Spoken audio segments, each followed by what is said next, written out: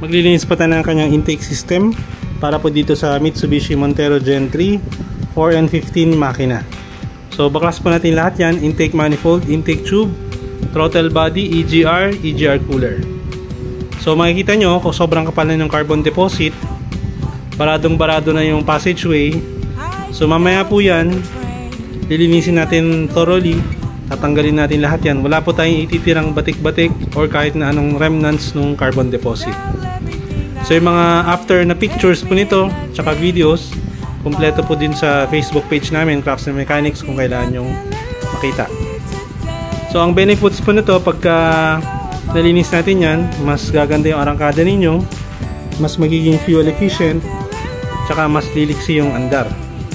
So ideal po ditong ginagawa na procedure is every 40,000 kilometers, lalo na kung daily driven yung mga sasakyan, city driving.